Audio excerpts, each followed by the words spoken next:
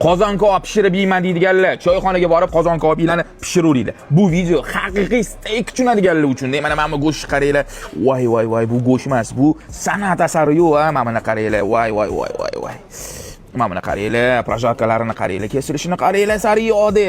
Xullas, shunaqa mazzali steakimizni 170 mingina qilib qo'ydi. Arzimagan 170 mingina. Boqma qilmanglar, bizning restoranda обслуживание yo'q. Umuman yo'q menyuda обслуживание. Kelasizlar 170 mingga mana shunaqa sochni steak olasizlar deb yeb ketasizlar. Men bilaman. Og'aynilarning orasida-chi, pastlari bor. Ularni shunday cho'rniga tiqinglar deb pasmaslariga yuborib qo'yinglar. Yaqinroq kelinglar. Og'aynilarning orasida-chi, ismi aynan mana shu harfdan boshlanadigani bor, to'g'rimi? O'shanga shunday shu videoni yuboringlar. Pasmas, jigar haqiqiy. Sizlarga mana shunaqa sochning mazali steaklarni olib beradi. Qani bismillah. Og'zimda erib ketyapti bu steak. Voy. Agar nobodo oshqozonim oriydi, go'sht botadi desanglar, voqma qilmanglar. Minerallarga boyitilgan karbohidratlarni shunday beramiz, Shunday olasizlar. Shunday qo'yasizlar-da.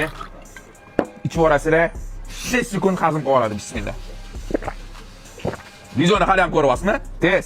Mana bu past bo'lmagan og'ayningizga tachi, sizga mana shunaqa mazzali steaklarni olib beradi.